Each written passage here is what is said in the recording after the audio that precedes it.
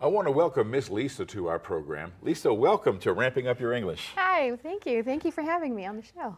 Miss Lisa is going to help us do a role play of discussion skills, and we'll just jump right in. So I'll just say, well, we're friends, okay? So Miss Lisa, what you got going today? I have a great day planned that's going to be big. I'm going to take my grandson to the Oregon Zoo. Oh. Yeah, I can't wait to see how he interacts and gets to see the animals. What are you doing this afternoon? Well, I'm not doing that. Oh, I'm going to invite you. Well, the thing is, I'm starting to really, I have my doubts. Oh. To me, it seems that, well, I just don't think zoos are good for the animals there. Oh, right. Well, I remember some zoos in the past that weren't too kind to the animals, but I know that they've done a lot since then. They've made them bigger places, and they've gotten some professionals in, and they're doing some great things at the zoo. Yeah, there's no doubt about that. They have really made a lot of positive changes.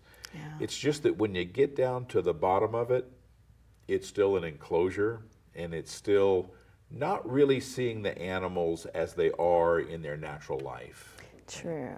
I agree, but where else are your kids who can't travel going to be able to go and see these real animals up close? And you know what? They've come a long way. They've got educational features next to each of the exhibits or areas that they have these animals in. So a lot could be learned, for these young minds. I think that's a positive.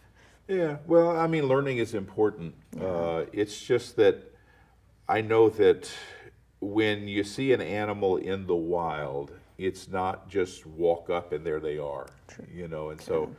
So it's just my own doubts that I'm starting to have. I've been to zoos before and enjoyed it, but I'm just kind of not a little cool to the idea. Right. I see that a lot of animals, they're not in their natural habitats, but I know that nowadays zoos have brought lots of land and property, so they've really tried to model a lot of the areas for the animals that mimic their natural, environments and habitats. I know it's not the same, but I feel like they're doing some good effort. Well, no doubt they get an A for effort, or E for effort.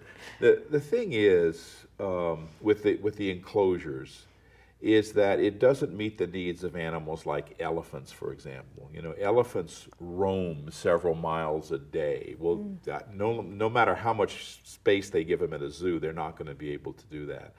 And then I look at zebras, migratory animals. So many zoos have zebras. Well, zebras do these great, 200, 300-mile migrations on the Serengeti. Well, they're not going to do that at a zoo. That's true. That is true. That's true. I feel for them. You're making me think. But I do know also that the benefit is that a lot of these animals that are out there in the wild, they're being hunted, and a lot of them are going extinct. So I think the zoos, they're giving them a safe place and refuge and healing them and rehabilitating them. And then they've also brought biologists in, so they're trying to, work with the endangered species, to work with them, getting them off the endangered species list. Well, they live longer. I mean, we know that from facts in captivity. It's just that what is their life? What's the quality of life in there as a natural animal? So, I used to really enjoy zoos, but I've learned some things, fairly recently, and I'm really starting to question whether zoos are that good of an idea. Even the ones they save, through reproduction and stuff. Well, those usually cannot be let out in the wild. That's true. That's true. Yeah. What do you do with them right after they've been in rehabilitated? You can't let them out. What are they going to do? Can they live back out in the wild? That's right. Wow. I don't know. That's something to think about. Yeah. Well, if you change your mind, I appreciate it. If you want to come out, Okay, well, I appreciate that. And by the way, have a good time. I mean, these are just my own doubts. Yeah. There's no reason you shouldn't have a great time with your grandson. Yeah, I was debating. You're making me think, should I take him? But I still think it might be a good experience. Then I can talk to him about those things, the good and bad aspects of zoo, and see what his take is on it. Okay, so what we've had here is a real brief discussion about this, and I just want to check in on some of the parts of being respectful. Did you feel I was respectful as the devil's advocate here? Definitely, oh, definitely. You didn't make me feel threatened like you had the right and I was wrong. I appreciate that, you know. Yeah. So this is a good example of a discussion that is respectful and enriching because we both learned things. So thank you, Miss Lisa, for being my guest today. Thank you very much for having me on the show. So it's just a good idea. Now you can watch Miss Lisa and me on a new children's program called Southern Oregon Classic Kids Show, coming soon to RVTV Voices. Now I hope you get the main idea of what a discussion that's respectful looks and sounds like. There are some specific words that help the process along, and I'll share some of those discussion skills in episode 48. Right now, I have some thoughts to share about discussion skills. Now, I can remember having a discussion like this and changing my mind about some things. Now, while I seldom had the change of mind during a discussion, I sometimes changed my mind later while thinking about something someone else said. Also, if they brought up a fact that I was unsure of, I would later look up that fact for myself and see how valid it was. Notice that in the discussion that preceded, I put in the effort to make Miss Lisa feel good about her plans, although I didn't agree with her views. I expressed approval in wishing her a great time at the zoo. She did the same by holding open the invitation for me to join her if I changed my mind. We walked away as friends, and both were enriched by the discussion. Now, we may have learned something new, or we may have examined our own viewpoints and even felt validated in them. The important thing is we didn't tear each other down. We leave looking forward to our next discussion. If you're already living in the United States, you know that open, respectful discussions are rare nowadays.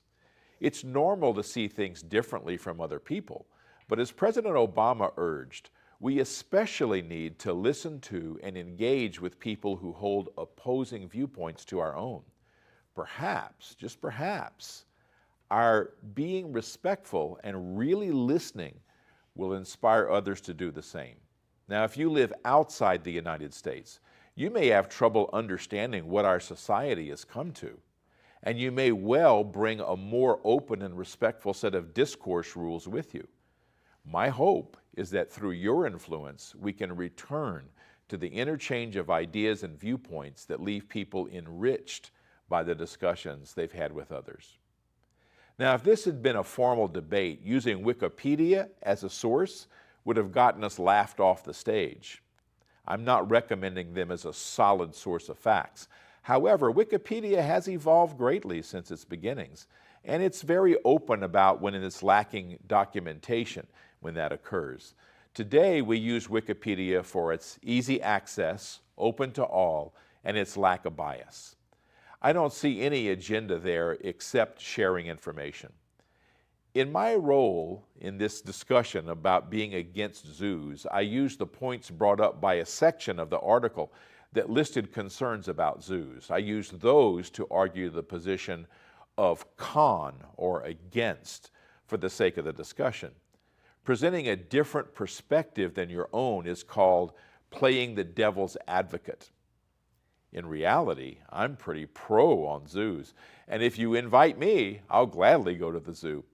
Now, if you want to see the Wikipedia article from which we built our discussion, you'll find it on a link on my website. Go to letscreate.org and choose the episode 47 page, Zoos and Discussion Skills.